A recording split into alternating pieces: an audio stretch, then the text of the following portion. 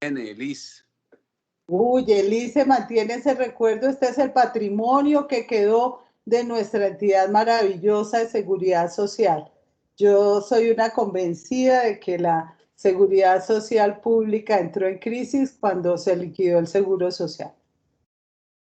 Trabajé 25 años en el tema pensional, en el tema de salud y en el tema de riesgos laborales, ¿no? El seguro social salvó muchas vidas, pensionó muchas personas en el régimen de prima media y tristemente pues nos lo liquidaron y hoy estamos viviendo las consecuencias de la liquidación de la seguridad pública en Colombia. Bueno, ese es un criterio personal, tal vez porque a Claro, mí claro. me gustaba el seguro social. Pero bueno, sigue el seguro a través de la cooperativa y creo que hay otras organizaciones, ¿no? No, sí hay otras, pero digamos la más fuerte económicamente. Nosotros incluso fuimos condecorados por el Congreso de la República porque cuando se liquidó el Seguro Social se pensaba que se iba a terminar también la cooperativa porque éramos una cooperativa cerrada que fue creada en 1949. Nosotros tenemos 71 años de estar Claro. funcionando y por el contrario, nosotros nos reinventamos y continuamos siendo una empresa de las más fuertes en este momento de la economía solidaria y contamos hoy con 18.000 asociados y con presencia en 18 departamentos del país. Entonces, esta cooperativa es un modelo de cómo unidos los trabajadores podemos generar empresas sostenibles, pero cuando se hace la unión, porque de manera individual es muy difícil. Sin duda, sin duda. Yo creo que el sindicalismo tiene esas ventajas, ¿no? Que siempre está orientado a ese tipo de organizaciones.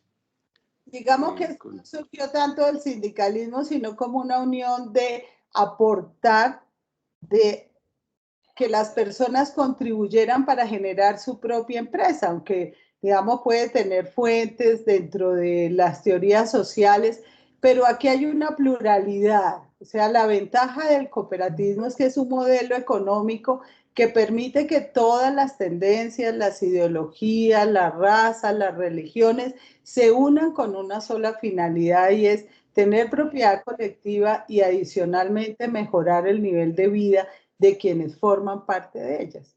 Muchos de nuestros asociados han logrado estudiar, han logrado tener su vivienda y otras prerrogativas gracias a la cooperativa, Claro. independiente de cualquier tendencia. Por eso decimos que el modelo económico solidario, yo he tenido también el privilegio de estar metida en estas líderes porque creo en ellas y yo creo que lo primero que uno Claro. tiene que hacer en la vida es creer en lo que hace. Pertenezco a la Asociación de Cooperativas a nivel nacional, donde están cooperativas como Conveva, Jurisco, y que hemos demostrado que el modelo solidario es un modelo exitoso y que permite que las personas vulnerables que puedan aportar, unir sus esfuerzos, pueden mejorar su calidad de vida. Y eso está en cifras, porque nosotros siempre salimos y en estos momentos tan difíciles pienso que es una alternativa muy importante. Sin duda. Sí, señor. Bueno, Entonces, no, excelente, doctora Rebeca.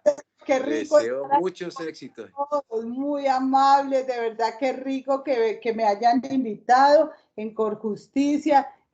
Un abrazo especial al doctor también José Anderson Beltrán, coordinador académico, a usted como, pues para mí es un placer estar con un magistrado de la sala laboral, eso es un privilegio grandísimo, donde usted solamente uno puede aprender de personas de ese talante y de esa calidad como la que su señoría tiene. Mil gracias por esta invitación, de verdad.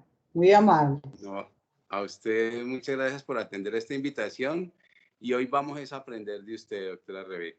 Ay, divino, no, vamos a aprender todo de todo. Yo siempre como académica, siempre he dicho que esto es un proceso de retroalimentación, que el que crea que el derecho se le cae todas, uno se le quita el sombrero, porque esto es tan dinámico, las circunstancias de tiempo, modo y lugar cambian muchísimo, pero vamos a tratar de hacer un ejercicio evidentemente académico, ¿no? Porque el tiempo tampoco nos da para profundizar muchísimos los temas y queremos tocar de manera muy general todo lo que ha sido el derecho laboral colectivo. Quiero aprovechar también para saludar a todas las personas que se han conectado, que veo que son de diferentes juzgados.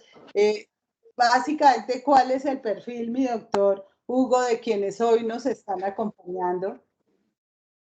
Sí, bueno, vamos a dar inicio pues a esta jornada. Muy buenas tardes a todos los asistentes, a todos quienes participan el día de hoy en esta convocatoria que hace la Corporación de Jueces y Magistrados de Colombia, Corjusticia, dentro de este programa de capacitación orientado a facilitar el acceso al mérito en el marco de la convocatoria número 27 para proveer los cargos de jueces y magistrados. Entonces, Corjusticia pues se siente muy honrada de contar con la participación de jueces, de empleados judiciales, de abogados litigantes, esta convocatoria que ha hecho Corjusticia para prepararnos o para facilitar el, el acceso a estos cargos, pues es una convocatoria amplia que viene haciendo a través de varias capacitaciones en el módulo específico de Derecho Laboral. Ayer tuvimos la oportunidad de contar con la doctora Paula Zuluaga. Ella estuvo tratando el tema de Derecho Laboral Individual. El día de hoy, pues, nos honra con su presencia y participación la doctora Rebeca Beleño Díaz. La doctora Rebeca Beleño Díaz es abogada de la Universidad Libre, especialista en Derecho Laboral de la Universidad Javeriana, especialista en Derecho Administrativo de la Universidad Santo Tomás.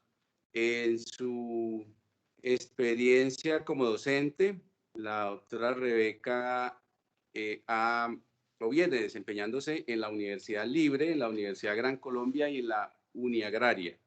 Igualmente, se ha desempeñado en el Instituto de Seguros Sociales,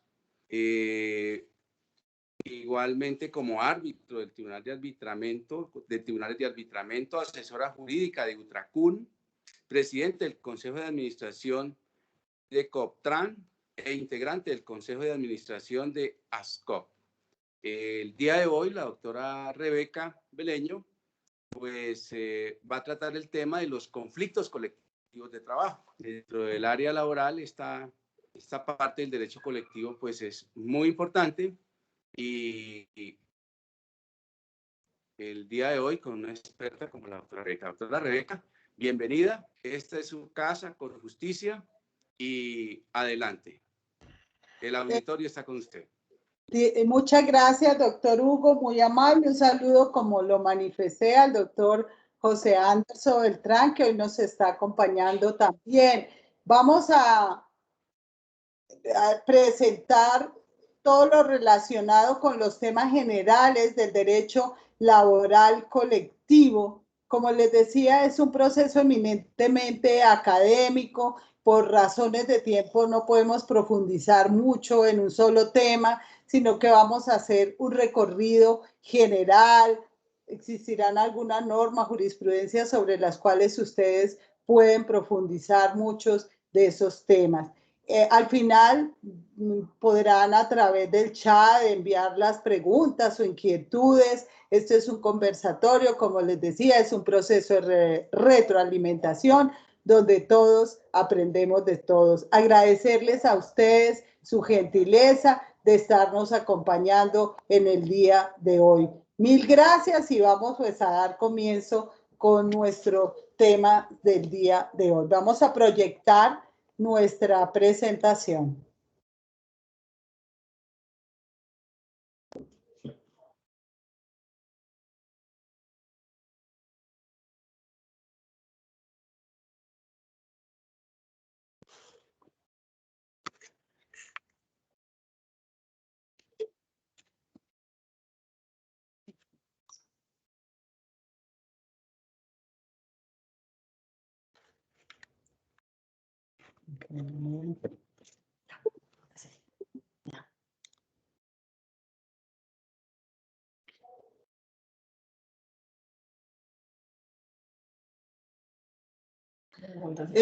¿Me están viendo la presentación?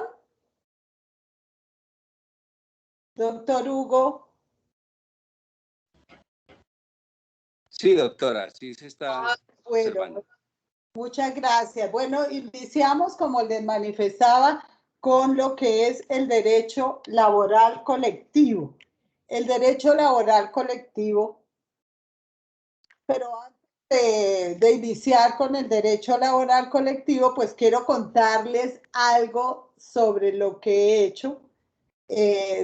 Como lo manifestaba el doctor Hugo, soy abogada de la Universidad Libre, me especialicé en Derecho Laboral y Seguridad Social de la Universidad Javeriana, Derecho Administrativo en la Universidad Santo Tomás y he sido docente de varias universidades. Como experiencia profesional, durante más de 25 años trabajé en el Seguro Social en todo el tema pensional del régimen de prima media con prestación definida. He sido árbitro de tribunales de arbitramiento laboral, asesora jurídica de la Unión de Trabajadores de Cundinamarca y actualmente me dedico muchísimo al tema de la economía solidaria en Coptraís, la Cooperativa de Trabajadores del Seguro Social.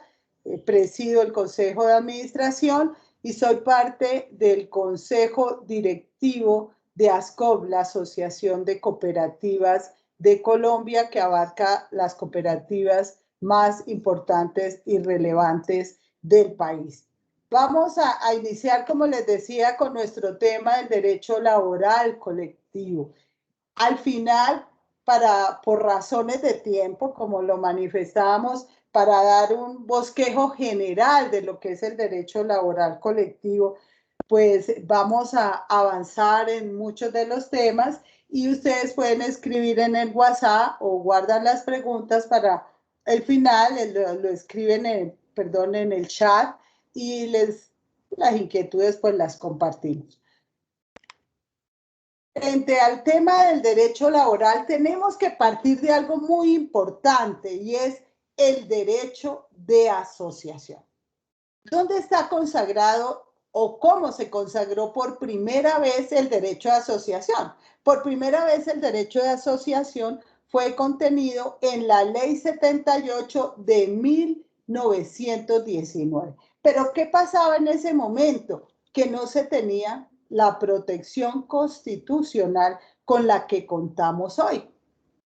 Ustedes recuerdan que hace muchísimos años, antes de la Constitución del 91, que realmente vino a defender lo que era la asociación, muchas organizaciones o muchos trabajadores trataban de organizar sus sindicatos y cuando se expedía la resolución, ya el empleador en ocasiones despedía a los trabajadores y cuando se iban a organizar, pues no se contaba con el número suficiente para poder desarrollar esta actividad. Ya con la Constitución de 1991, el artículo 39 habla de que el derecho de asociación es un derecho, primero, fundamental, porque encontramos que este artículo está dentro de los derechos fundamentales que tienen las personas. Una persona se puede asociar, ya sea que estas asociaciones pueden ser o bien de empleadores o bien de trabajadores. El artículo 39, ¿qué nos dice? Hay libertad de asociación. Si yo quiero organizar un sindicato o crear una asociación, lo puedo hacer. Tengo toda la libertad de decidir si quiero unir para defender unos intereses concretos. Yo puedo formar una asociación de profesionales o una asociación sindical. ¿Qué es lo importante y qué trae importante este artículo 39 de la Constitución? Que no se requiere una autorización previa del Estado. Yo no tengo que acudir a solicitarle al Ministerio del Trabajo que si me autoriza o no conformar una asociación o conformar un sindicato. ¿Qué debo observar? Fíjense que aquí hay un principio muy importante que tenemos dentro de las organizaciones sindicales y dentro del derecho laboral colectivo, y es el de autonomía, autorregulación. Por eso en el estatuto debo contemplar aquellas normas que van a regular, que van a establecer cuál va a ser la conducta de quienes nos vamos a asociar.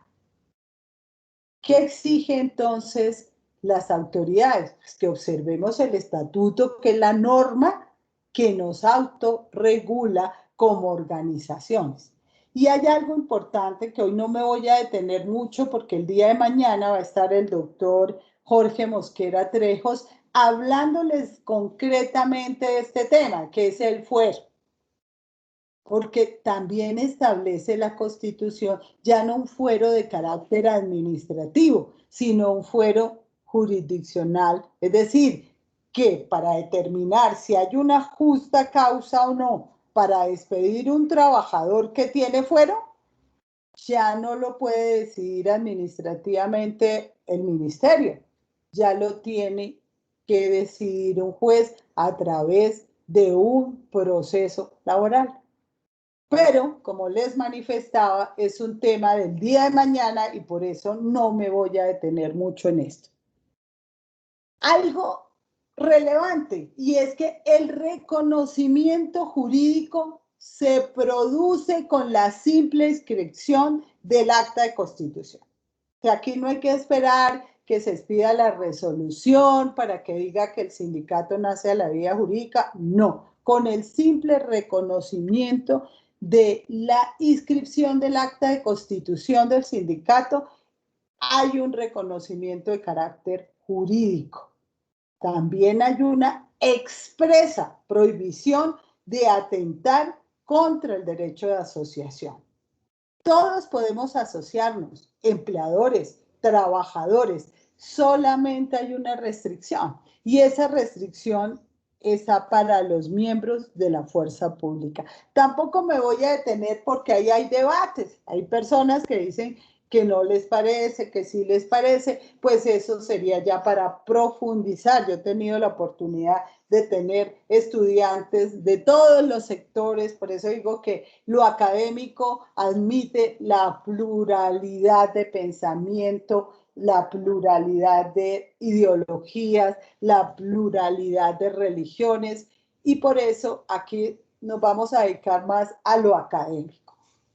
Hay normas también internacionales del derecho de asociación. Ustedes saben que la Declaración de los Derechos Humanos de 1948 nos habla también de la importancia de defender el derecho fundamental de asociarse. El Pacto Internacional de Derechos Sociales, Económicos y Culturales, el Protocolo de San Salvador, y tenemos varios, yo diría que casi todos los convenios de la OIT tienen que ver de manera directa o indirecta con lo que ha sido y lo que es el derecho fundamental de asociarse. Tenemos como convenios fundamentales y relevantes de este derecho el 87 y el 98, que fueron ratificados por la ley 26 y 27 de 1976. Eso es lo que tiene que ver con el derecho de asociación.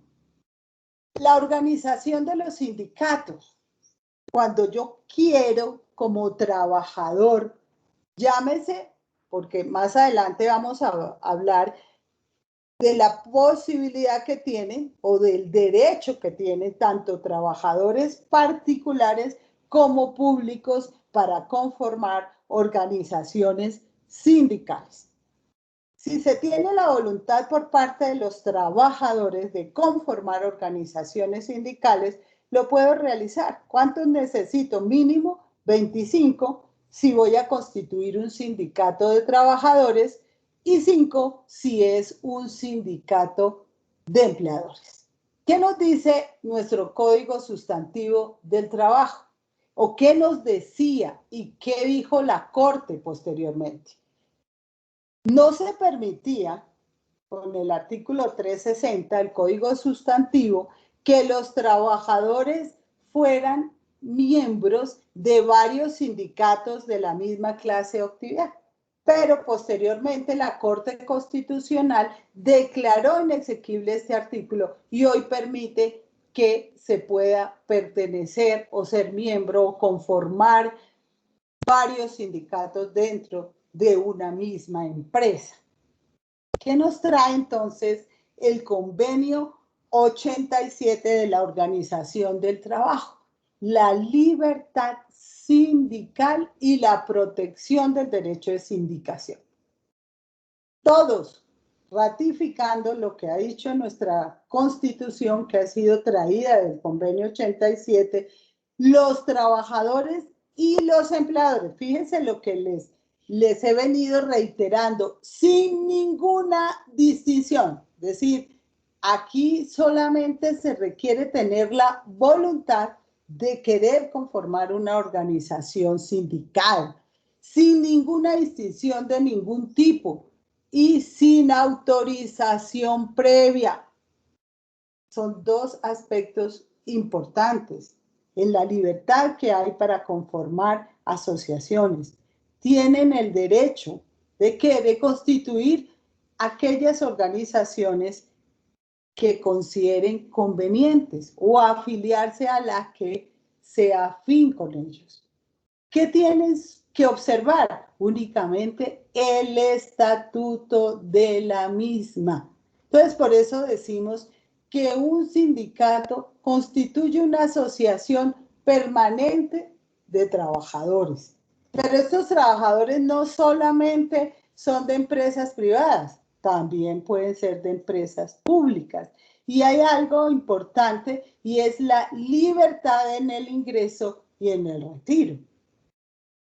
Salvo que haya alguna disposición estatutaria, yo tengo toda la libertad para ingresar a una organización o a una asociación y también la misma libertad, si no me siento cómodo, para retirarme sin que se me niegue ese retiro porque es voluntario. ¿Qué otra característica encontramos entonces en las organizaciones sindicales? Cuando yo me agrupo, cuando yo me asocio, ¿qué busco?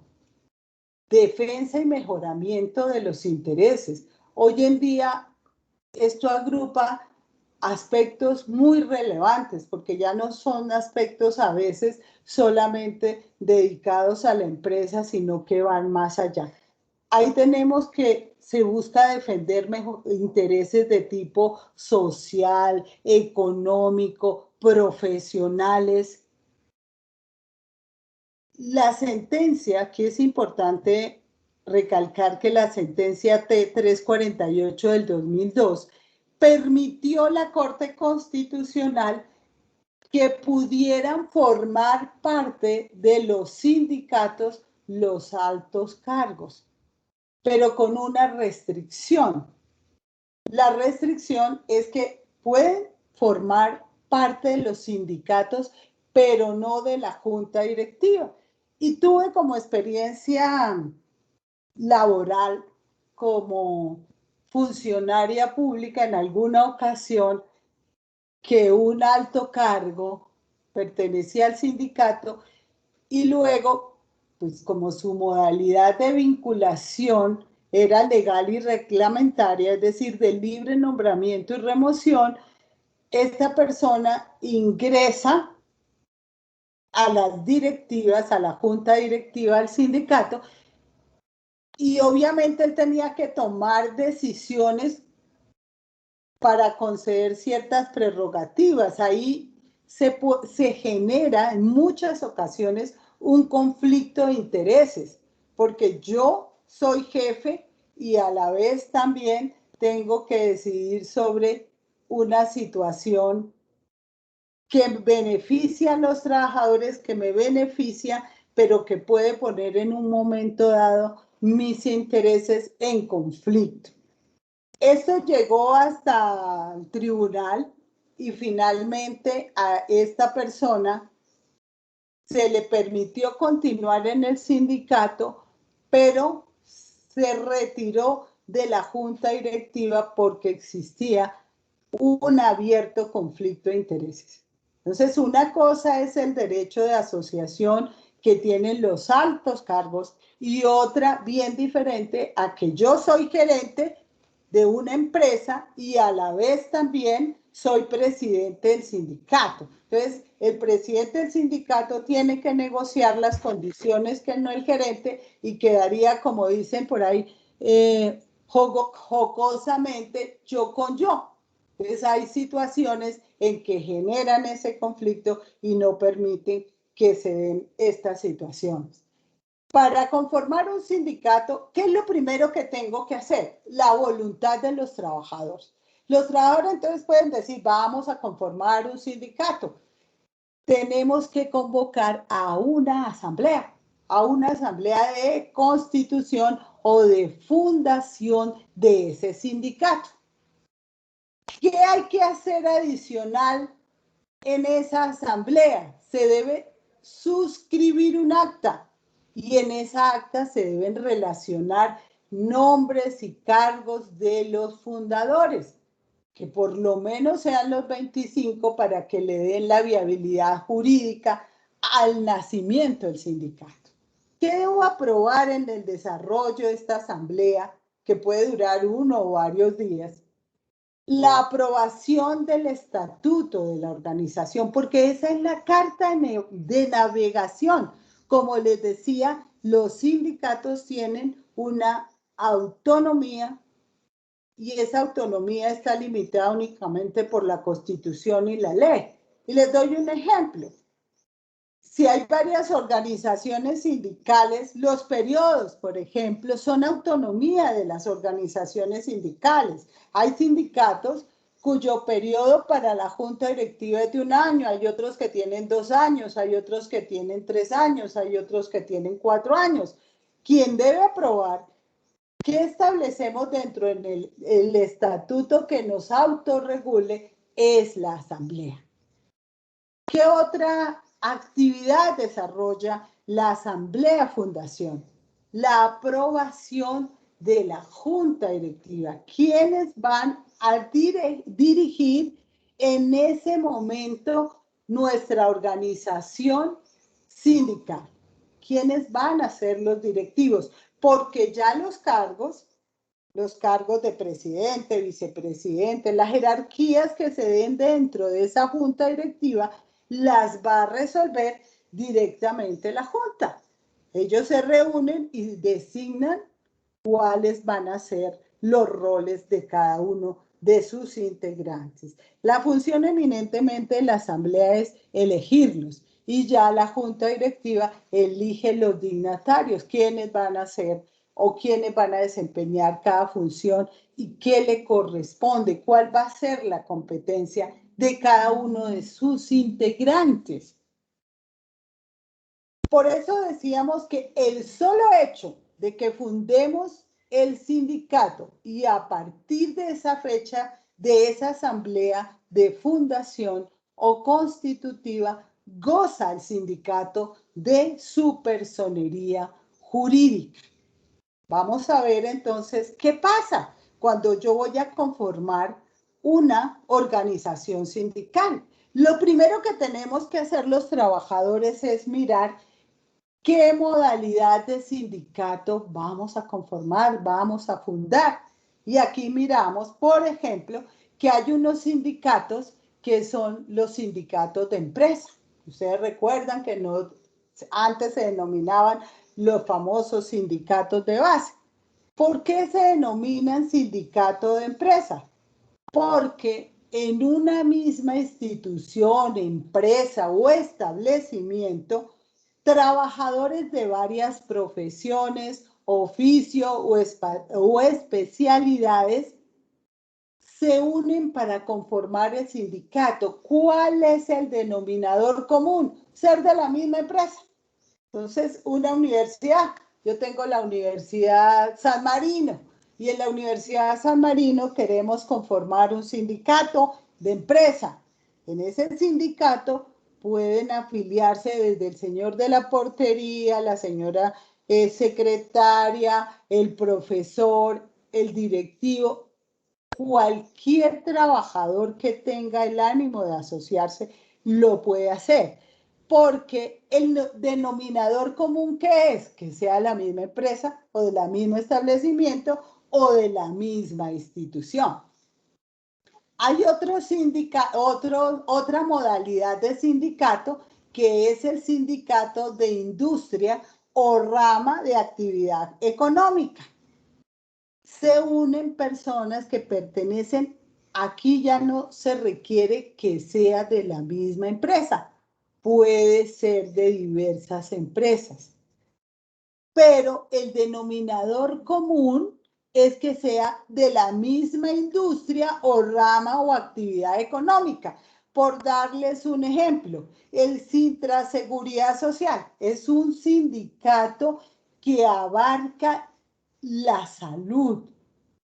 Aquí no importa si es un hospital, una clínica privada, el factor de la rama económica a la que se dedica de la actividad, el sindicato de arroceros, de cafeteros, no importa si pertenecen a diversas empresas. Lo que nos está uniendo es la actividad económica o la misma industria que desempeñamos. Ahí les traía, por ejemplo, el caso del sindicato de la seguridad social, que tiene que ver con todo el tema de salud. Existen los sindicatos gremiales. ¿Cuáles son los sindicatos gremiales? Nos unimos por la misma profesión, oficio o especialidad. Aquí ya no importa a qué empresa, en qué empresa laboramos. Aquí ya no se tiene en cuenta tampoco la misma rama o línea industrial. Aquí se tiene en cuenta es que pertenezca a la misma profesión, oficio o especialidad. Les traigo como ejemplo ASMEDAS. ASMEDAS es un sindicato de médicos. ¿Quiénes están en ASMEDAS? ¿Cuál es el denominador común de los trabajadores que pertenecen al sindicato de ASMEDAS? Es que sean médicos. No importa si es médico de una entidad estatal, de una clínica particular, si es un médico independiente, lo que nos une es defender los intereses de un gremio y este gremio es el gremio de los médicos. Tenemos también el sindicato de oficios varios. Este sindicato generalmente se da en municipios o poblaciones pequeñas donde hay trabajadores de profesiones disímiles, pero no existen trabajadores de una misma actividad, profesión o oficio que se quieran unir. Entonces se pueden unir a pesar de que sean de diversa empresa, de diversas profesiones, de diversas actividades. Por eso se denominan sindicatos de oficios varios y ellos pueden subsistir mientras exista esta situación que no les permita organizar un sindicato de otra modalidad. Entonces, importante cuando vamos a conformar una organización sindical, tener claro qué tipo o qué modalidad de organización queremos, hacia dónde va direccionada nuestra actividad de asociación. Vamos a ver entonces que una vez que se conforme el sindicato, ¿qué tenemos que hacer? Pues hay un trámite administrativo que es el registro. ¿En qué consiste el registro? El registro es un trámite administrativo mediante el cual me acerco al Ministerio del Trabajo. ¿Para qué voy al ministerio? pues voy para inscribir mi organización sindical. Cumple con todos los requisitos, realicé mi asamblea de fundadores, de constitución, presento los documentos, una vez finalice la asamblea y solicito al ministerio que se me inscriba esa organización que ha nacido a la vida jurídica. ¿Qué debo anexar allí? ¿Qué debo llevar para registrar el sindicato? Lo primero, la copia del acta de fundación suscrita por los asistentes, porque ese requisito es muy importante, porque como decíamos, requiero de 25 personas que me firmen y se identifiquen que asistieron, que son trabajadores y que forman parte de manera voluntaria para constituir esa organización sindical. ¿Qué debo adicionar? Copia del acta de la elección. Yo les decía que dentro de las facultades que tienen las asambleas, una es elegir su junta directiva. Entonces ahí debo llevar copia del acta en que, si no se eligió en la misma acta de la fundación cuando se hizo la elección de la junta directiva, de aprobación del estatuto, como les manifestaba, el estatuto es como la constitución para el sindicato, es la norma que los está regulando, razón por la cual también tenemos que anexar un ejemplar de ese estatuto que fue aprobado por nuestra asamblea, que es la única que tiene la facultad de aprobar o reformar el estatuto de una organización.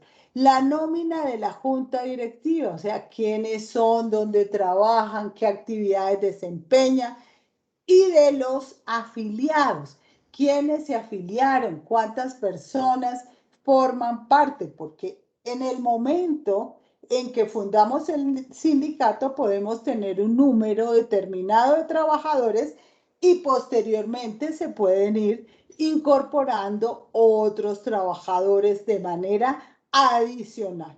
Todos estos documentos tenemos que anexarlos para el registro sindical. Fíjense que aquí hay algo muy importante y es que el registro sindical tiene unos efectos eminentemente de publicidad. Es importante registrarlo porque ya nace a la vida jurídica el sindicato y la publicidad se hace a través del registro. Y esto permite que se habilite la actuación de las organizaciones sindicales de conformidad con lo que ellos tengan en su estatuto. Ahí tenemos contemplado todos estos aspectos en la sentencia C465 del 2008. ¿Por qué hablamos del carácter de publicidad y de depositario del Ministerio del Trabajo? Porque los funcionarios del ministerio, bajo ningún aspecto, pueden efectuar un control previo respecto ni a las asambleas, ni al contenido del estatuto, ni a la elección de la junta directiva. No pueden ellos ir a negar la inscripción, no pueden emitir juicios de valor. Si tienen alguna observación, la pueden dejar en el registro, pero no pueden, como les manifiesto, efectuar un control previo, porque ha sido clara la Corte estableciendo que la función eminente del Ministerio del Trabajo es con fines de depositar allí lo del registro y adicional de publicidad, mas no de ningún control previo ni de realizar juicios de valor frente a la solicitud, porque ya lo veíamos en el artículo 39, donde dice que nacen a la vida jurídica cuando se ha constituido la asamblea y se inscribe. O sea que no puede el funcionario del ministerio emitir su concepto para negar el registro de una organización sindical. ¿Qué más puedo inscribir o registrar cuando hay cambios? Porque puede que en el transcurso y en el desarrollo del funcionamiento de la organización sindical pueden existir cambios ya sea de carácter total o parcial en las juntas directivas o en las subdirectivas o en los comités seccionales y debe informar al empleador, al inspector del trabajo o en aquellos municipios pequeños al alcalde sobre esos cambios que pueden haberse efectuado por diversas razones. Puede que alguien de la junta directiva renunció, otra persona puede haber fallecido o haber sido removido de su cargo. Pueden existir muchísimas de haber sido excluido por la asamblea porque haya violado los estatutos y en algún proceso disciplinario. Pueden existir diversas situaciones que hacen que muchos directivos pues ya no pertenezcan a esa junta y se deba informar quién es el nuevo trabajador que hace parte y también por razones del fuero. Pero como les decía, el tema del fuero es un tema que está para mañana, por lo tanto no lo vamos a tocar de manera tangencial. Causales para negar la inscripción en el registro. Decíamos que no puede haber un control previo para que el ministerio niegue el registro. La norma es clara y solo establece dos: cuando el estatuto sea contrario a la Constitución y la ley o cuando se constituya el sindicato con el número inferior al que la ley en ese momento contemple. No hay otras razones por las cuales se pueda negar el registro sindical. ¿Cuáles entonces, para complementar, son las atribuciones que le corresponden a la asamblea? Sabemos que pueden haber dos tipos de asambleas. Puede ser asamblea de afiliados o asamblea de delegados. Hay sindicatos que son pequeños y hay asambleas de afiliados, pero hay sindicatos que tienen muchísimos afiliados, 2.000, 3.000, 4.000 afiliados. Estos sindicatos es imposible realizar una asamblea, porque si a veces con asambleas pequeñas tenemos una dificultad grandísima de ponernos de acuerdo o le corresponde al presidente de la asamblea direccionarla y no es fácil, cuando se trata de sindicatos que tienen un número muy grande de afiliados, en ese caso la ley permite que se puedan tener asambleas de delegados, pero eso se debe establecer claramente en el estatuto. ¿Cuántos delegados son por número de asociados? ¿Cuándo se van a reunir? Todas las reglas de juego deben estar contenidas en el estatuto. Si hay asamblea de delegados o asamblea de afiliados a la organización sindical, sea una u otra la modalidad, cuando nos reunimos, ¿qué facultades tiene entonces la asamblea? Una es la aprobación y modificación del estatuto, como les manifesté. Ellos tienen su carta de navegación que es dinámica porque las circunstancias cambian. Muchas veces es necesario reglamentar nuevamente y modificar en algunos apartes del estatuto. Tiene necesariamente la asamblea que realizar esa aprobación y esa modificación cuando lo considere pertinente.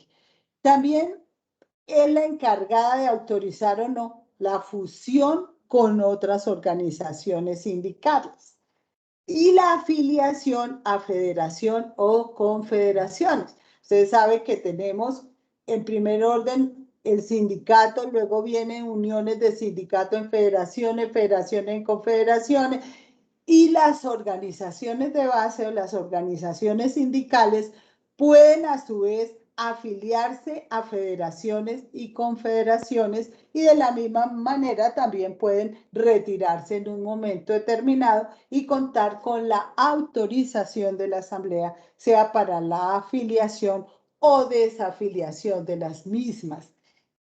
Un factor o una función importantísima de la Asamblea es elegir a su junta directiva. De la misma manera, debe establecer, porque es que cuando yo excluyo a alguien de la junta directiva, no lo puedo hacer tampoco de manera arbitraria. El estatuto de la organización sindical debe establecerse claramente una reglamentación disciplinaria donde se determinen cuáles son las conductas, digamos en este caso, disciplinables realizadas por un integrante de la Junta que dan mérito para que la Asamblea tome la decisión de retirarlo de la Junta. Porque aquí también cabe el debido proceso y el derecho a la defensa. Cualquier persona, no, que es que yo lo voy a retirar, yo no quiero ese integrante de la junta directiva, ya fue elegido, pero no me cae bien. Como dicen algunos estudiantes, me cae gordo, y como me cae gordo, entonces en la próxima asamblea voy a pedir la cabeza del presidente. Eso tampoco opera de esa manera. Cuando se va a retirar a alguien que hace parte de la junta directiva, tienen que existir, es decir, lo que en derecho penal llamamos la tipicidad, que aquí con todos nuestros jueces, cuando la conducta tiene que estar regulada, tiene que estar determinada, porque el señor llegó tarde 10 minutos, esa no es una causal. Entonces, tiene que haber unas causales expresas por las cuales yo como asambleísta y como integrante de la organización sindical que hago parte en una asamblea, tengo que darle el derecho al debido proceso y a la defensa a un directivo para poder retirarlo. Aprobación del presupuesto. Obviamente los sindicatos requieren tener su presupuesto para realizar muchas de las actividades que tienen que hacer o presentar ante el empleador para defender los intereses generales de los trabajadores. Y un aspecto importantísimo que tiene la Asamblea, aprobar el pliego de peticiones. El pliego de peticiones es una de las funciones más importantes de las organizaciones sindicales, porque a través del pliego de peticiones busco mejorar las condiciones. Hoy en día no solamente las condiciones laborales, hoy tenemos dentro de nuestro ámbito muchísimas situaciones con las cuales hay que conciliar y dialogar. Tenemos problemas organizacionales, de medio ambiente, tenemos problemas macroeconómicos, tenemos problemas de salud, un sinnúmero. Si hablamos de hace 20 o 30 años, de pronto los pliegos se limitaban a algunos aspectos eminentemente salariales.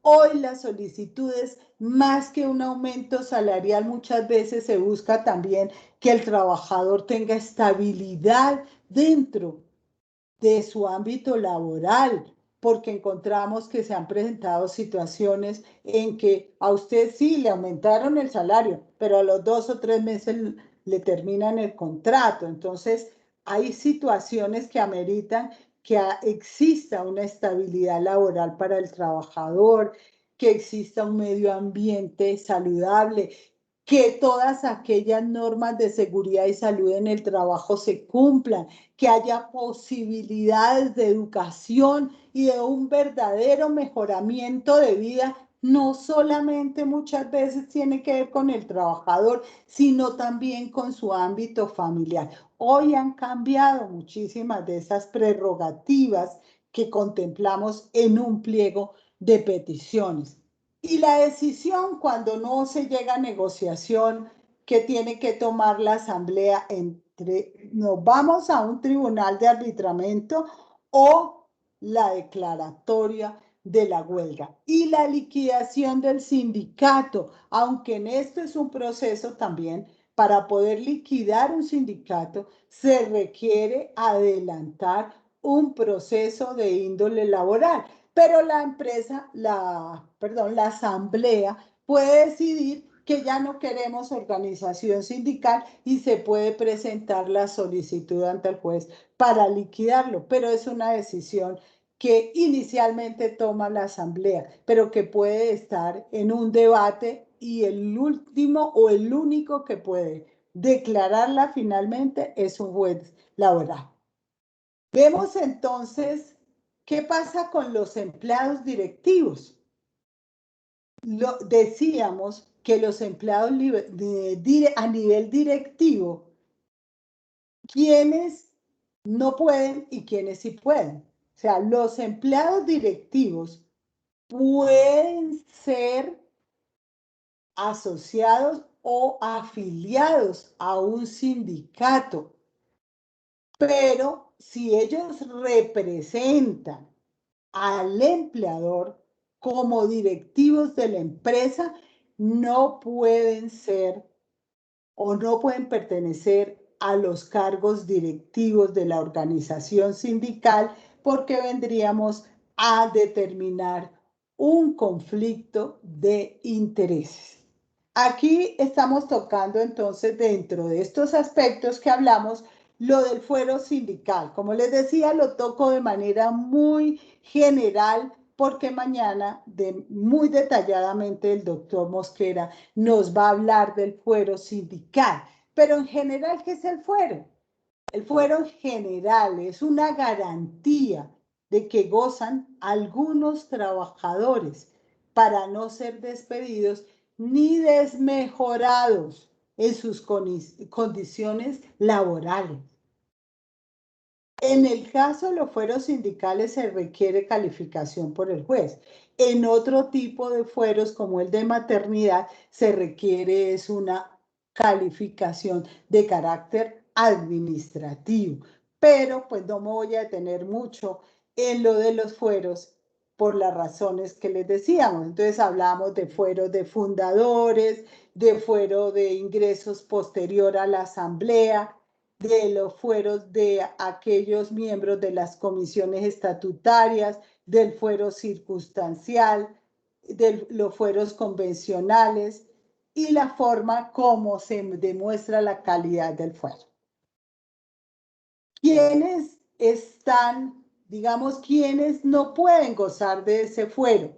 Aquellos servidores públicos que ejerzan jurisdicción, autoridad civil o política y los cargos de dirección o de administración. Aquí tenemos entonces el cuadro genérico de cuáles son los fueros y el tiempo de protección para esos trabajadores. Mañana lo verán en detalle porque ya con el doctor Mosquera hablamos de que en esta parte no me iba a detener. Entramos entonces a la parte del conflicto colectivo, que hoy realmente es una de las situaciones que nos tiene en vilo muchos colombianos. Entonces, ¿qué es el conflicto colectivo? ¿Qué busca? O sea, cuando hay un conflicto es porque hay una serie de circunstancias, de diferencias. En este caso vamos a hablar del conflicto colectivo de carácter laboral. ¿Y qué buscamos para resolver ese conflicto? Cuando hay un conflicto, ¿qué buscamos? Que exista un mecanismo jurídico para solucionar esas diferencias que se presentan. ¿Entre quiénes? Pues entre empresarios, trabajadores. Y las diferencias se presentan porque buscamos mejores condiciones laborales de diversa índole.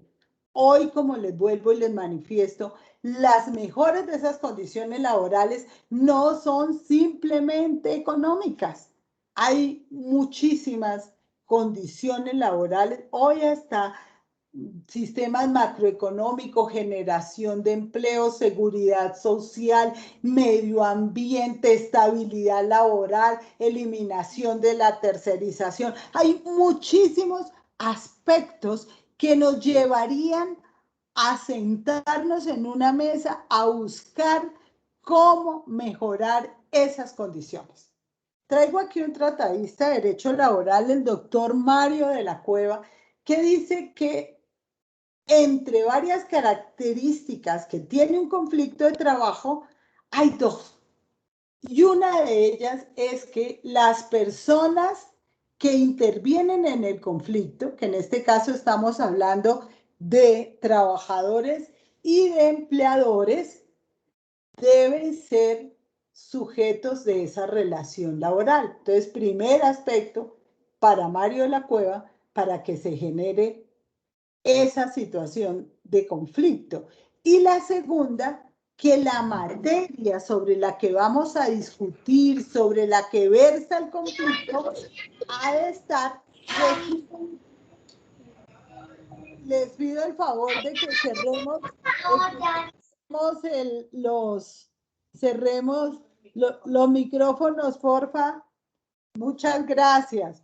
Y la segunda es que en materia laboral, ese conflicto debe versar sobre normas del derecho del trabajo.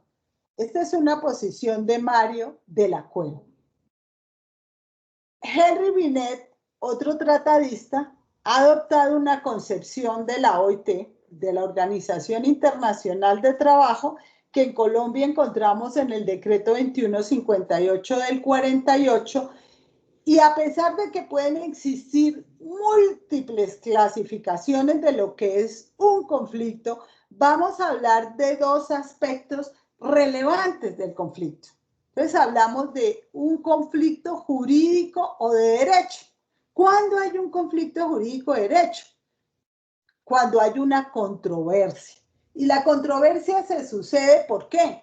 Porque interpretamos, porque aplicamos la norma jurídica de una forma u otra. Entonces el empleador mira desde un punto de vista, el trabajador de otra, una ley o un contrato o el mismo estatuto o la convención colectiva o el laudo arbitral o el pacto colectivo. ¿Y quién entra a dirimir esos conflictos que tienen que ver con la aplicación o la interpretación de las normas jurídicas laborales existentes? Pues esto lo resuelve definitivamente un juez. Entonces el juez viene a determinar quién tiene la razón en este conflicto jurídico o de derecho. Pero hay otros conflictos de interés económico. Fíjense que cuando hablamos de jurídico, hablamos de la interpretación o controversia, pero de una norma que ya existe. Cuando hablamos de un conflicto de intereses o económicos, ya hablamos de modificar un derecho existente. Ya existe, pero no hay problemas de interpretación ni aplicación. Aquí lo que queremos es que ese derecho se modifique o que se cree uno nuevo.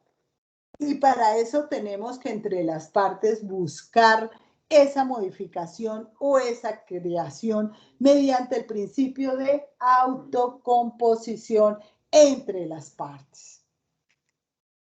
Y ahí viene la parte importante de la negociación colectiva. Digamos que es la esencia dentro de las funciones que tiene una organización sindical. Una de las más importantes es la negociación colectiva. La OIT, ¿qué ha dicho frente a esto? Para iniciar una negociación colectiva, pues tiene que haber un conflicto. Para yo sentarme en la mesa, buscar soluciones y alternativas, es porque previamente ya hay un conflicto. La OIT ha dicho, el término conflicto busca indicar qué es lo que se presenta entre un trabajador y un empleador, o entre el sindicato y los empleadores, ¿Para qué? Para buscar mejores condiciones laborales. ¿A través de qué mecanismo entonces inicio esa negociación colectiva? ¿A través de qué? ¿De qué herramienta? A través del pliego de peticiones. Entonces, el sindicato, a través de su comisión negociadora, ellos elaboran inicialmente el pliego de peticiones, la solicitud, y allí en ese pliego va a contemplar, como les manifestaba, todos los aspectos económicos, educativos, sociales, ambientales, macroeconómicos, de salud, que buscan mejorar el nivel de vida de los trabajadores y sus familias. Entonces, en el pliego debe contener eso, que es el sindicato que está representando a los trabajadores, qué aspectos le va a pedir al empleador para que se discutan y se tengan en cuenta y se mejore esas condiciones laborales de los trabajadores. Aquí empezamos entonces a mirar cuáles son esas etapas de esa negociación. La primera etapa, que es la etapa de arreglo directo, encontramos en los artículos 374, 376, 432 del Código Sustantivo del Trabajo. En principio, el pliego lo aprueba la asamblea, llámese, como les manifesté anteriormente, llámese una asamblea de afiliados o una asamblea de delegados. Luego se designa una comisión que vaya a negociar el pliego por el sindicato. ¿Qué hace esta comisión?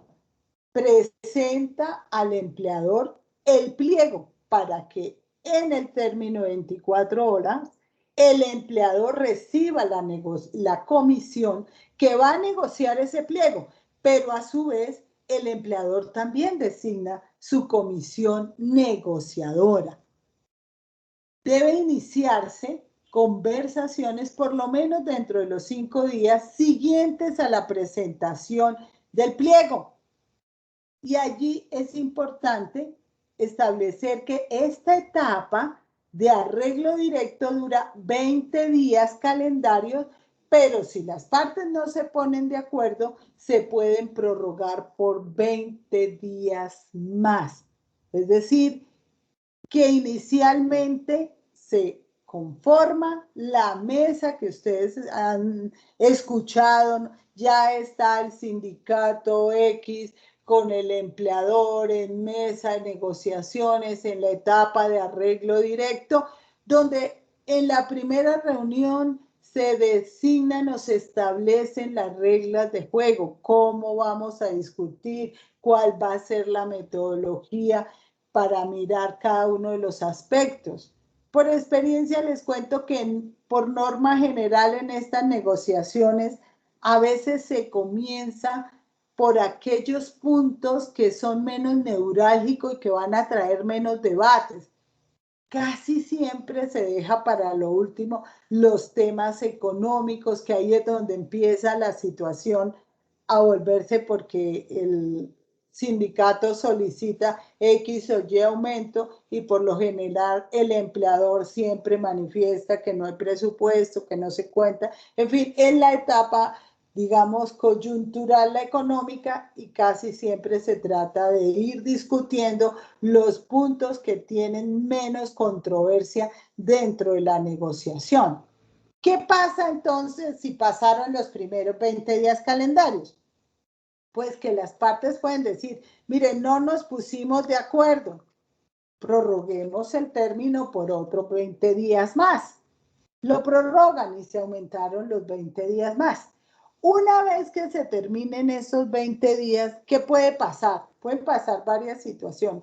Una, que nos pusimos de acuerdo en todo, llegamos a terminar el acta firmada por todos los que intervinieron en la negociación colectiva y llegamos a un acuerdo total, satisfactorio, y en este momento se convierte en la convención. Llegamos a una convención colectiva que contiene todos los acuerdos entre el sindicato y el empleador o los empleadores. Pero también puede ocurrir que el acuerdo no sea total. Puede existir un acuerdo parcial sobre algunos aspectos y un desacuerdo en otros. O definitivamente no nos pusimos de acuerdo en absolutamente nada y como ustedes oyen, en ocasiones se rompieron las conversaciones, no hay negociación, no hubo un acuerdo entre las partes y ahí es donde vamos a ver qué pasa. Si el acuerdo es total y hay un acuerdo entre trabajadores y empleadores, pues se fijan las condiciones y se fijan a través de la convención. Ahí vienen todos los aspectos que van a regir a partir de ese momento en que suscribo, en que firmamos la convención, que contiene todos los aspectos negociados. El efecto jurídico es que es un acto jurídico obligatorio. ¿Esto qué quiere decir? Que las partes que lo suscriben, empleadores y trabajadores, tienen que cumplirlo. El contenido de la convención, artículo 468 del Código Sustantivo, está todo lo que acordamos, las partes, para qué empresa, a qué empresas favorece, si es un sindicato de industria, a qué establecimiento, qué lugares, dónde va a regir, la fecha de vigor, es decir, firmamos la convención porque esta convención nos va a durar por un año, la vigencia de la convención es un año, es 2 años, es 3 años, al acuerdo que lleguen las partes, empleador y trabajador. También dentro de los aspectos del contenido de la convención está la denuncia, esta que vamos a hablar un poquito más adelante sobre qué es la denuncia. Las responsabilidades por el incumplimiento de cualquiera de las partes. Importante, una vez firmada la convención, para que ésta tenga efectos ante terceros, debemos depositarlas en el Ministerio del Trabajo. Es obligatorio, una vez firmada esa convención, su depósito en el ministerio. ¿Y por qué es importante esa modificación o ese depósito? Porque es que la convención va a modificar todas aquellas cláusulas contractuales que hayan sido cambiadas durante el proceso de negociación. Si firmamos y cuando ingresamos a la empresa un contrato de trabajo con unas condiciones que fueron modificadas posteriormente en el pliego y que fueron firmadas en la convención colectiva, pues ya esos contratos de trabajo en esas cláusulas tienen que ser modificados acordes con la convención. Si ahí establecimos nuevas prerrogativas de carácter económico, otro tipo de prestaciones, primas extralegales, bonificaciones, todo esto va a ser parte de esos contratos de trabajo y de esas prestaciones de los trabajadores que se benefician de la convención. Por eso ustedes ven que cuando uno inicia un proceso laboral, el juez siempre pregunta si en esa entidad existió sindicato no, si tienen convención, porque la liquidación puede cambiar. Una liquidación convencional frente a una liquidación de una empresa donde no exista ninguna prerrogativa diferente a las que contempla la ley, pues va a cambiar frente a una convencional que puede tener prestaciones adicionales extralegales.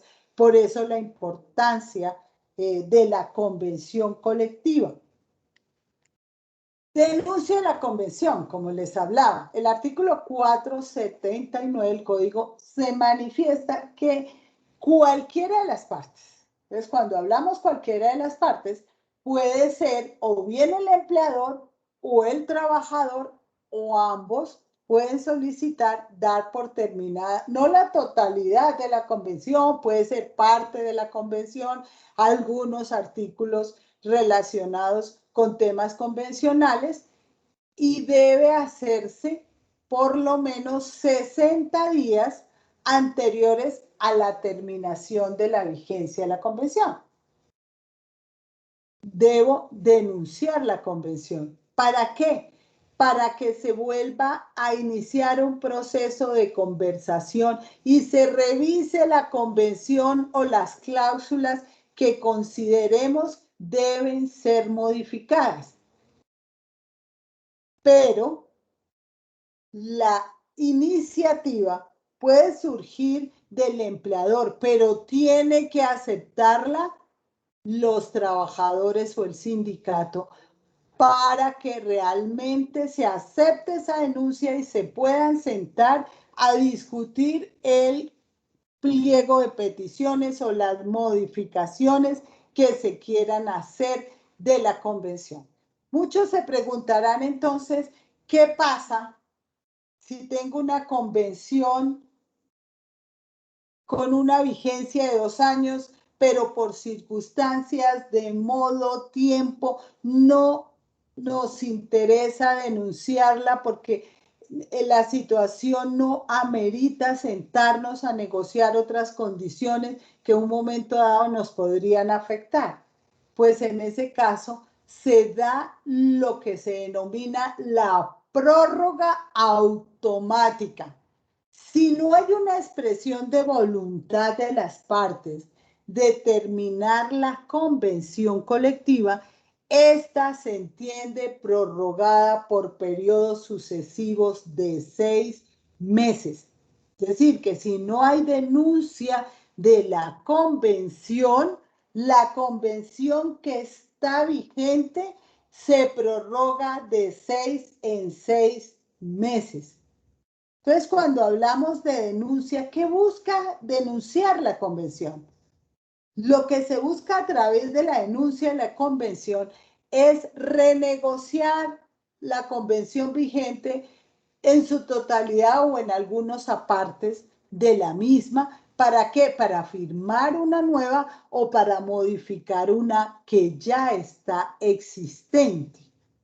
En algunos casos se dan en la revisión de la convención, que también tiene que ser aceptada por los trabajadores, por el sindicato. Es que pueden pasar algunas causas imprevisibles, graves, que alteran la normalidad económica y que muchas veces los empleadores consideran que ya no tienen posibilidades económicas de seguir con ciertas prestaciones que se tienen en la convención, inicia ante el juez del trabajo la solicitud de una revisión de la convención colectiva porque pueden estar en situaciones económicas muy graves que han afectado su posibilidad de dar cumplimiento con la misma.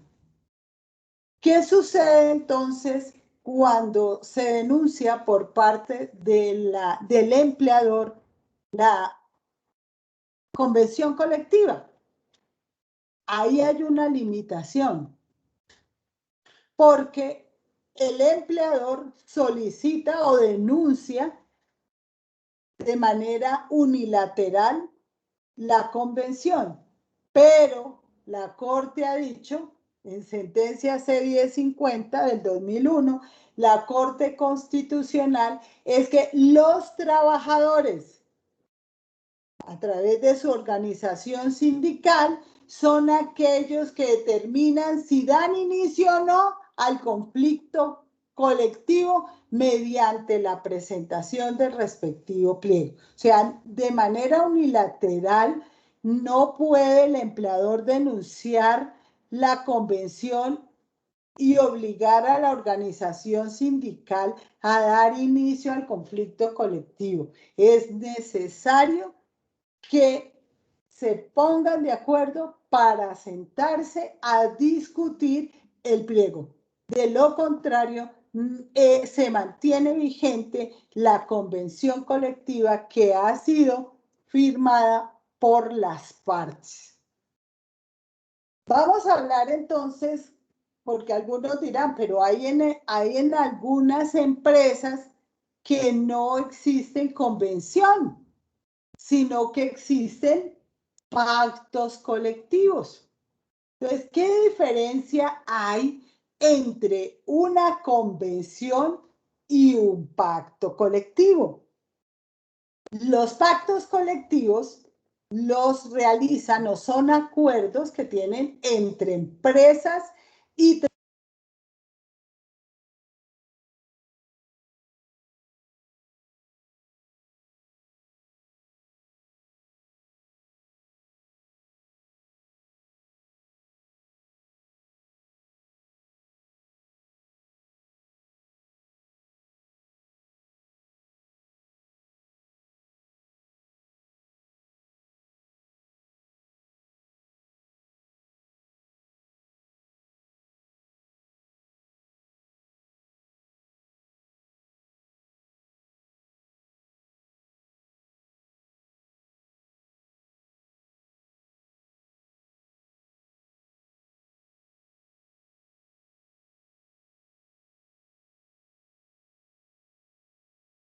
Doctora Rebeca.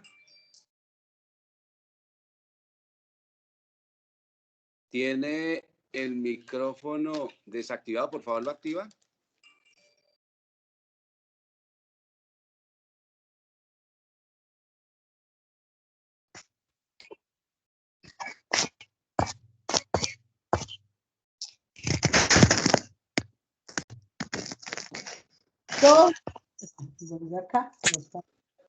Ahora sí.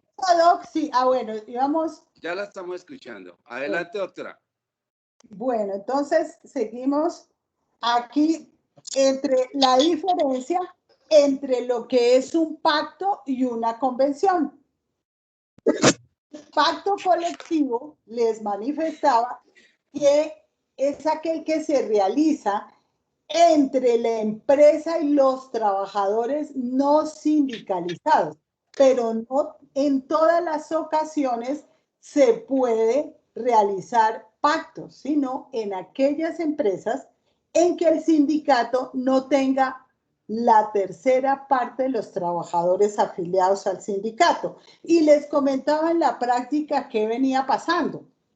En la práctica sucedía que muchas empresas trataban de desestimular la afiliación a las organizaciones sindicales y de realizar pactos, y las convenciones tenían menos prerrogativas que los pactos colectivos. Sobre eso hay muchos pronunciamientos, incluso muchísimas tutelas colocaron trabajadores sindicalizados porque tenían menos prerrogativas en las convenciones que en los pactos, y en casi el 100% la Corte ha manifestado que tanto los pactos como las convenciones no pueden desmejorar o darle prebendas a uno en favor del otro para desestimular el derecho de asociación.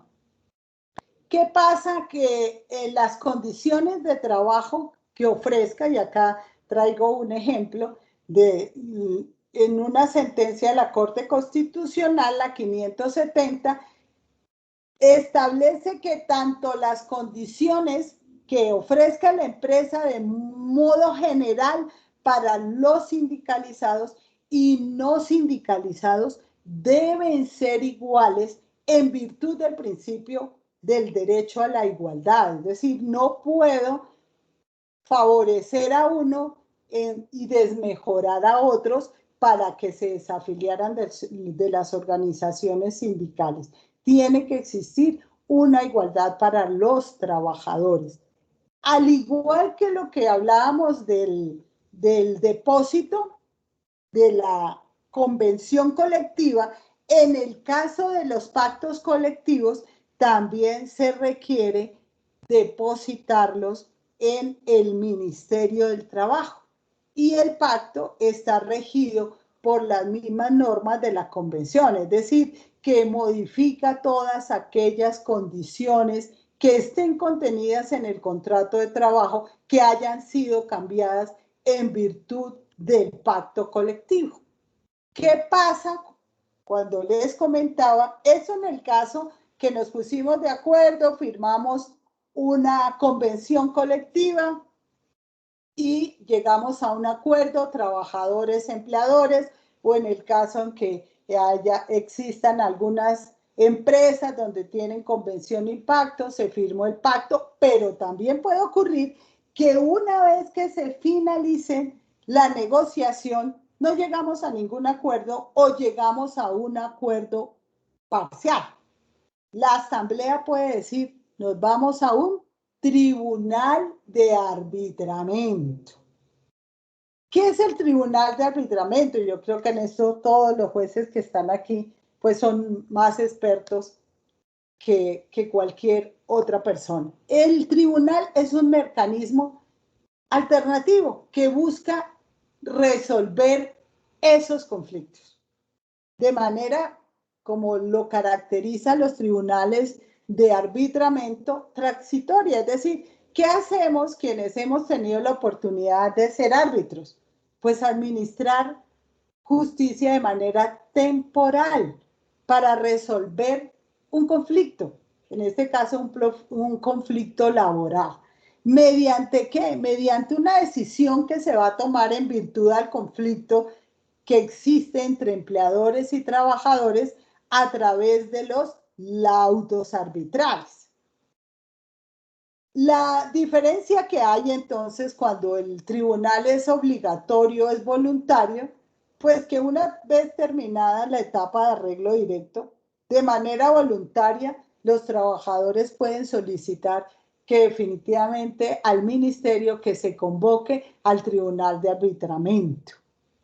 En otras ocasiones, el mismo ministerio puede solicitar la convocatoria a un tribunal de arbitramiento obligatorio porque hay una grave afectación en una situación que se prorrogue porque no hubo acuerdo en la etapa de arreglo directo.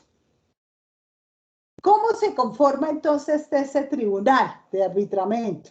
Ese tribunal de arbitramiento está conformado por 3 árbitros. Uno que designa el empleador, otro que designa el sindicato y un tercero por los árbitros anteriores. ¿Cómo se designan estos árbitros?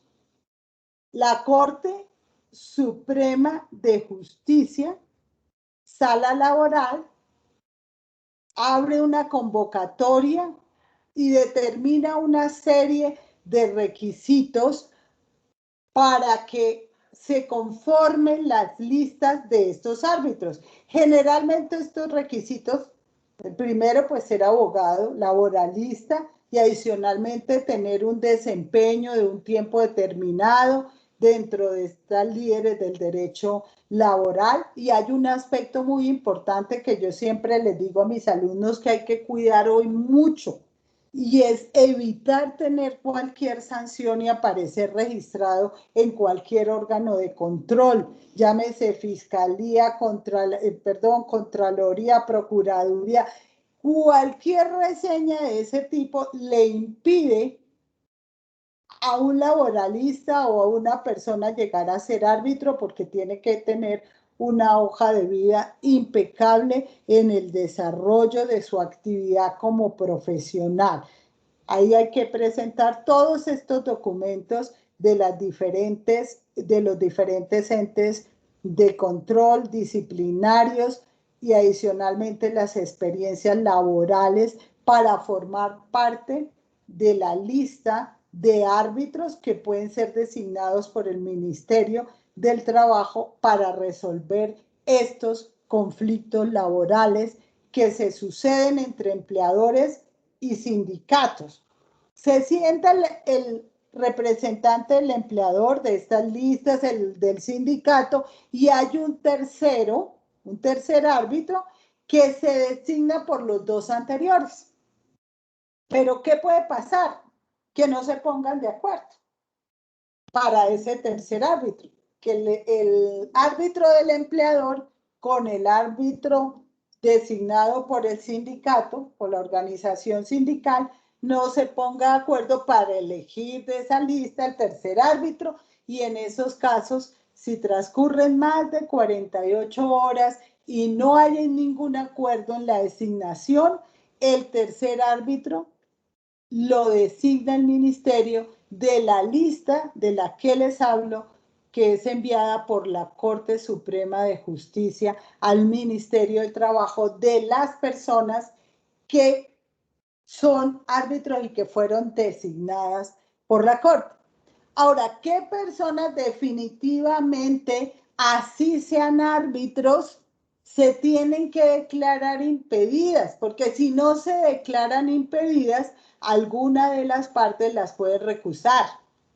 Y son aquellas que de una manera directa o indirecta intervienen en representación de una de las partes en la etapa de arreglo directo.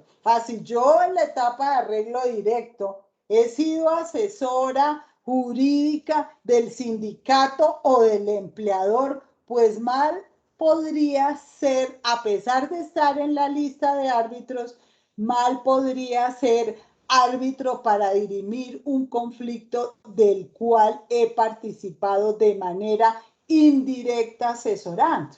Entonces, ahí, ¿qué pasa? Puede que alguna de las partes no lo sepa, pero mi obligación es declararme impedida por ética para poder participar, porque un árbitro tiene que ser una persona absolutamente neutral frente a un tipo de conflicto. Tampoco pueden ser árbitros aquellos empleados, representantes, apoderados o abogados de las partes que están dirimiendo este conflicto. Como les digo, si no se declaran impedidos en un momento determinado, pueden ser recusados por las partes y finalmente separados del tribunal de arbitramiento como tal. Cuando se inicia las discusiones del tribunal de arbitramiento, pues tenemos que asistir los tres, porque si no quedarían dos, y para tomar una decisión cuando hay una controversia, un debate, pues quedaríamos empatados. Por eso la importancia de la asistencia de los tres miembros. Hay que posesionarse una vez se cumplan con los requisitos que establezca el ministerio. Los honorarios también son fijados y pagados por el Ministerio del Trabajo. ¿Qué facultades entonces tienen los árbitros que conforman un tribunal de arbitramiento? Una es solicitar a las partes todas las informaciones que uno considere necesarias. Es decir, no olvidemos que aquí el árbitro hace las funciones de un juez. Entonces, si yo requiero información, conocer más de la situación que está en conflicto, los antecedentes, pues puedo solicitar todas las informaciones y datos que me puedan llevar a tener claridad sobre los asuntos que estén en discusión. También se puede ordenar algunas inspecciones, citar a algunas audiencias, a interrogar a las partes, a que den declaraciones, pedir algunos informes al empleador, es decir, tener el convencimiento y la claridad para poder tomar una decisión. ¿Qué no podemos hacer o qué no puede hacer un árbitro? No puede afectar ya derechos ni constitucionales ni normas convencionales que estén vigentes, o ir a discutir sobre puntos que ya, si terminamos la etapa de arreglo directo y estuvimos de acuerdo en 5 puntos, esos 5 puntos no están en discusión, ya fueron acordados. Hay que tomar o hay que discutir aquellos aspectos a los que no se llegó a acuerdo o a los que hubo un acuerdo eminentemente parcial. ¿Qué pasa después de que ya se ha adelantado la etapa probatoria, los testimonios, todos aquellos elementos de juicio que le permiten fallar, que le permiten a los árbitros tomar una decisión? Ustedes saben que el laudo, al igual que cualquier sentencia, tiene que estar motivado. ¿Por qué se tomó esta determinación? ¿Basado en qué? Tiene que haber una motivación clara y efectiva de por qué se falla en este o en aquel sentido. Después de esta integración del tribunal, se tienen 10 días para llegar a una decisión, pero en esos 10 días, si se requiere tener más información, si se requieren algunos datos, se puede entre las partes solicitar que este término se amplíe, porque lo que deben hacer los árbitros es tomar la mejor decisión que busque finalizar con esa controversia y con ese conflicto. ¿Cuál es entonces el efecto jurídico que causan esos laudos? Pues el primer efecto es poner fin al conflicto. Es que se establezca dentro de ese conflicto y esas solicitudes del empleador y del trabajador a dónde llegamos y cuál es la decisión última del laudo. Pone fin al conflicto. Su vigencia no puede ser superior a 2 años y no puede haber suspensión mientras se adelanta el tribunal de arbitramiento para tomar la decisión y emitir el laudo arbitral. ¿Qué pasa cuando se emite el laudo arbitral? Cuando los árbitros toman la decisión. Que las partes, cualquiera de las partes, porque no solamente acude al recurso extraordinario de anulación, puede acudir no solamente el sindicato o el empleador, alguno de ellos dos pueden interponer el recurso o los dos, no necesariamente. Ocurre que muchas veces las decisiones de los árbitros en los laudos arbitrales pueden no estar de acuerdo en ninguna de las dos partes o estar de acuerdo uno y el otro no. Interponer el recurso extraordinario de anulación. Este recurso no es una segunda instancia, no tiene las mismas características del recurso de apelación de la sentencia.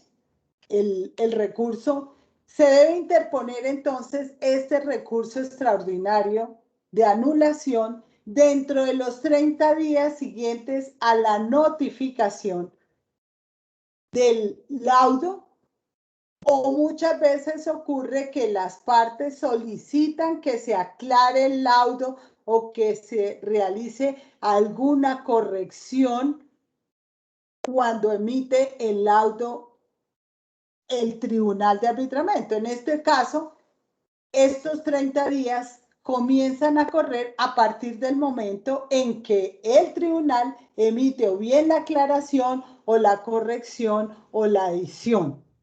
¿Quién es entonces o quién es la autoridad competente que conoce del recurso? La autoridad competente que conoce del recurso es el Tribunal Superior del Distrito Judicial, de donde funcionó ese tribunal. Territorialmente, donde funcionó el Tribunal de Arbitramiento, el Tribunal Superior de Distrito Judicial tiene la facultad de conocer de este recurso. Como les decía, el tribunal de arbitramiento puede ser voluntario porque las partes lo han solicitado o puede ser obligatorio. Esto es lo que tiene que ver con la primera decisión que puede tomar la asamblea en el momento en que no se realizó o no se llegó a un acuerdo total o se llegó a un acuerdo parcial. Pero también la decisión puede ser otra, puede decir no, no queremos. Hay organizaciones sindicales que dicen no, no queremos tribunal de arbitramiento, queremos ir a la huelga. Sobre el tema de la huelga, lo tenemos en el artículo 56 de la Constitución Política, donde establece que se garantiza el derecho a la huelga. ¿Qué ha dicho la Corte Constitucional también sobre el tema de la huelga? Y ahí hay varias sentencias, acá les traigo unas relacionadas, donde dice que la huelga es una facultad que tienen los trabajadores para presionar al empleador mediante una suspensión colectiva de trabajo para que se resuelvan de manera favorable sus intereses. Es decir, es un mecanismo de presión para el empleador. Suspendo las actividades para que lleguemos a un acuerdo, para que los puntos que no fueron acordados los volvamos a discutir. Por eso, mientras se está en huelga y porque se terminó en la etapa de arreglo directo, las partes pueden volver a llamarse, sentarse y buscar una conciliación para llegar a acuerdos. Y la asamblea en últimas puede decir no, no hay acuerdo definitivo, vamos a huelga. Pero ¿qué sucede? En algunas ocasiones hay terceros, puede ser el mismo ministerio, puede ser el empleador, quien establece o quien instaura en la sala laboral del tribunal, demanda por ilegalidad de la huelga. Se puede hacer. Es decir, pero tienen que haber las causales por las cuales ante la sala laboral del Tribunal Superior del Distrito Judicial se puede establecer que existió una ilegalidad de la huelga. Aquí, ¿qué sucede?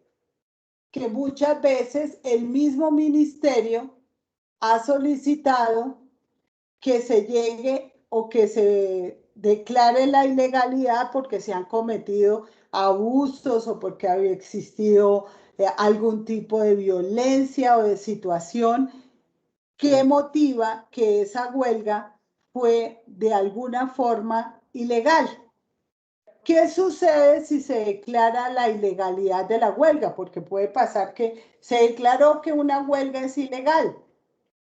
En este caso, el empleador queda en libertad de despedir a quienes hubiesen intervenido en ella, incluso si tienen fuero. Pero ojo, porque aquí hay una intervención de una laboralista con la que ella manifiesta, la autora Natalia Jaimes, con la que hemos hablado, donde ella dice, la sola decisión de ilegalidad no es suficiente para que el empleador despida al trabajador. ¿Por qué? Porque tiene que garantizar unos derechos fundamentales que tiene el trabajador. ¿Y cuál es ese derecho fundamental? El derecho al debido proceso y el derecho a la defensa. Entonces, no es una situación que se pueda manejar de manera automática, o sea, se declaró y entonces por esa razón ustedes pueden inmediatamente despedir a los trabajadores. Tiene también que evaluarse, mirarse y dar el derecho fundamental que tiene todo trabajador cuando se le termina un contrato sin justa causa. O sin justa causa habrá derecho a la indemnización, pero cuando se dice que es con justa causa, la justa causa amerita que el trabajador tenga la posibilidad de ejercer su derecho a la defensa y a un debido proceso y controvertir las pruebas, porque ese es un derecho fundamental. Pero vamos a ver aquí un aspecto antes de terminar nuestra intervención que me parece muy importante, y es la negociación colectiva en el sector público. ¿Dónde está contemplada o compilada toda esta normatividad? Entonces tenemos el decreto 160 del 2014, el 1072 del 2015, la ley 411, el convenio 151 de la OIT. Ustedes saben que antes los empleados públicos, sobre todo aquellos de libre nombramiento y remoción, no podían negociar, es decir, no tenían esa facultad legal de poder presentar sus solicitudes o su pliego porque existían restricciones para estos empleados. Con esta normatividad se permite que los empleados públicos presenten pliego de solicitudes. ¿Por qué hablamos de pliego de peticiones en los particulares y los trabajadores oficiales? Porque el pliego de solicitudes es más restringido que el pliego de peticiones. Y vamos a ver por qué. ¿Qué se establece? La obligatoriedad de que cuando hay varias organizaciones sindicales de empleados públicos en una misma empresa, se deben unificar en un solo pliego de solicitudes. Fíjense que les decía que cuando llegamos a un acuerdo, el pliego de peticiones, este acuerdo final se traduce en una convención colectiva. Cuando llegamos a unos acuerdos en el pliego de solicitudes de los empleados públicos, aquí lo que hay es un acuerdo colectivo. ¿Por qué tenemos algunas diferencias? Porque en los empleados públicos hay mayores restricciones para negociar el pliego de solicitudes frente a otros trabajadores. Por ejemplo, las competencias que son exclusivas de la Constitución política. La Constitución establece facultades de algunos cargos. Hay facultades legales, constitucionales, reglamentarias que no pueden ser modificadas por los empleados. Políticas macroeconómicas del Estado no pueden ser modificadas. ¿Qué podemos negociar entonces como empleados públicos? Las condiciones de empleo. Podemos, ¿y qué no podemos? No podemos, por ejemplo, negociar la estructura del Estado, la estructura orgánica de las entidades, las competencias que por constitución, ley, normas estén determinadas para dirección, administración, fiscalización, el sistema de las carreras administrativas, o sea, facultades y competencias que son de órganos determinados, no las podemos modificar en una negociación. Si es facultad del Congreso emitir la ley, pues eso no es atribuible a una negociación. La atribución disciplinaria que está establecida en el Código Único Disciplinario, pues tendría que existir otra norma que modifique todas estas situaciones.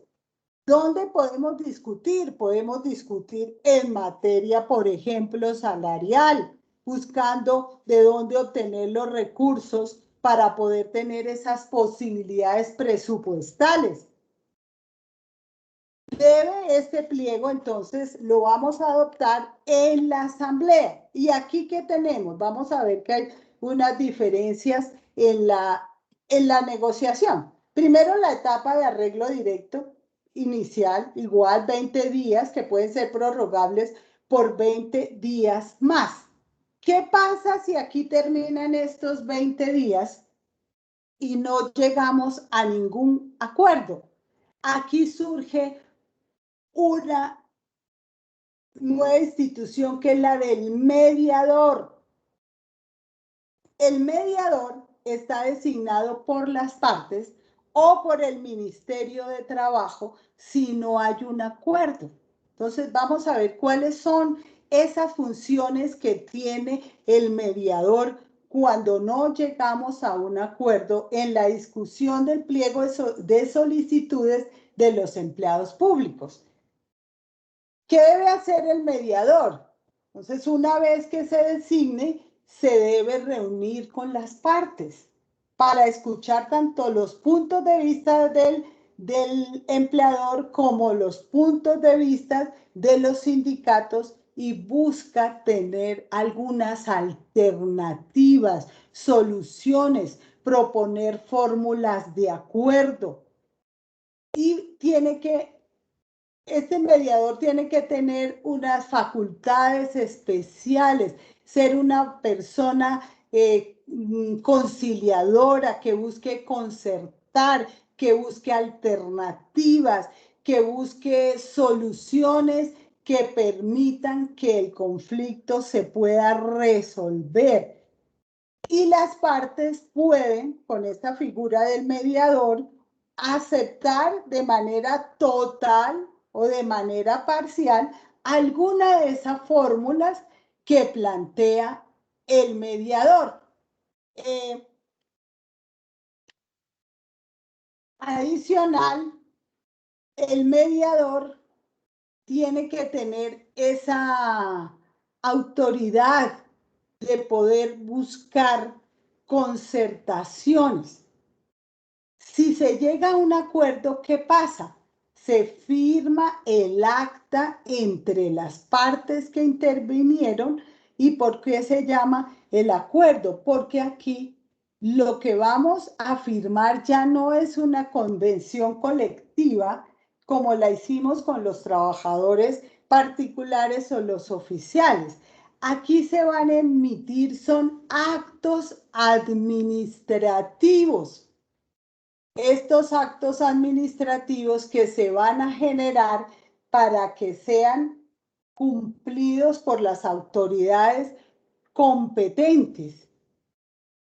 Adicional a esto, al igual que los trabajadores particulares y los oficiales, estos empleados públicos durante la negociación también gozan de las garantías del fuero sindical.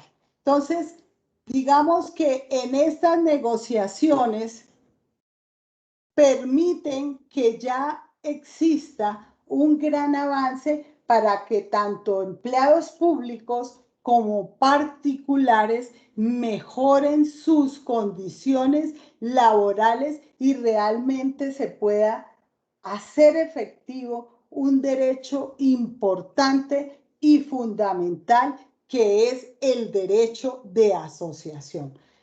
Bueno, quería darles un bosquejo muy general, como les manifesté. No podemos profundizar mucho en los temas porque el tiempo no nos daría para profundizar en muchos temas que son de importancia, de mucha relevancia. Queríamos a nivel académico dar ese repaso general de lo que es nuestro derecho laboral colectivo. Entonces, doctor Hugo tiene la palabra.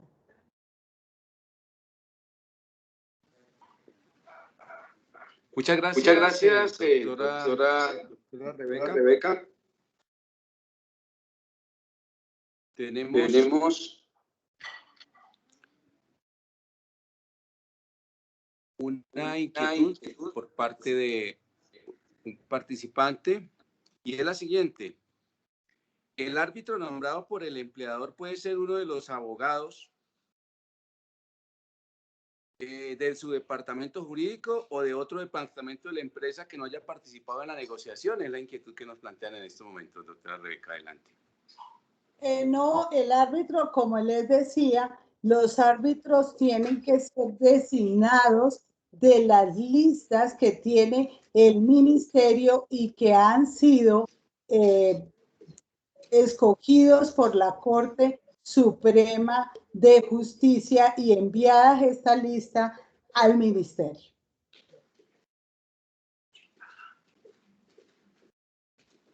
Muchas gracias, doctora. Otra inquietud es la siguiente. Dice así nuestro participante, un tema de gran controversia se refiere al derecho de huelga en servicios públicos. La Corte Suprema de Justicia tiene sentencias recientes que hace diferencia en este punto. Clases de servicios públicos de acuerdo con la OIT. ¿Qué comentarios tiene respecto? Al respecto, yo les puedo decir que si hay algo que ha generado muchísima controversia, tiene que ver con la palabra esencial. El criterio de si algo es esencial o no, eso ha dado para mucho debate y les pongo el ejemplo. Hay personas que consideran que cuando hay una huelga de el caso concreto del servicio aéreo y entra en huelga cualquiera de esas firmas, para algunos ese transporte es esencial, otros consideran que porque hay otras formas de desplazamiento que le permiten a las personas utilizar o otras aerolíneas o utilizar otras formas de desplazamiento. Sobre eso la Corte pues ha dicho, hay que ver hasta qué punto se puede considerar que una actividad es esencial. Por ejemplo, en salud es una actividad esencial, pero todos los cargos que se ejercen dentro de la salud son esenciales o no lo son. O sea, un médico general en un momento determinado puede constituirse que esa actividad es esencial o una secretaria que trabaja en un hospital. Entonces, es un criterio del carácter de si es esencial o no es para que se garantice el derecho a la huelga. Hay muchísimo, digamos, debate sobre eso, el carácter de qué actividades realmente son esenciales y cuáles no. Doctora Rebeca, pues agradecemos muchísimo por su brillante exposición sobre este tema tan importante como son los procedimientos establecidos en la ley y en los convenios para tramitar los conflictos colectivos de trabajo. Agradecemos igualmente a nombre de la Corporación de Jueces y Magistrados de Colombia, de nuestro presidente, el doctor Hermes Darío Lara, a todos los participantes, a quienes seguramente serán los próximos jueces y magistrados de Colombia. Los invitamos. Sí, doctora Rebeca, adelante.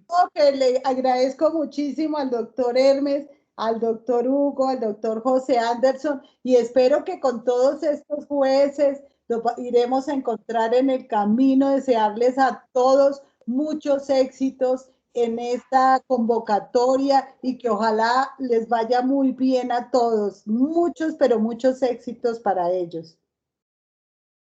Igualmente, a nombre del doctor José Anderson Beltrán, quien es el coordinador académico de la Corporación de Jueces y Magistrados de Colombia, pues muy amables por haber participado y los esperamos mañana también en un tema muy importante, como es precisamente un instrumento de garantía del derecho de asociación sindical como es el fuero. Entonces, los esperamos mañana y muy buena noche para todos. Buenas noches, doctor Hugo, mil gracias.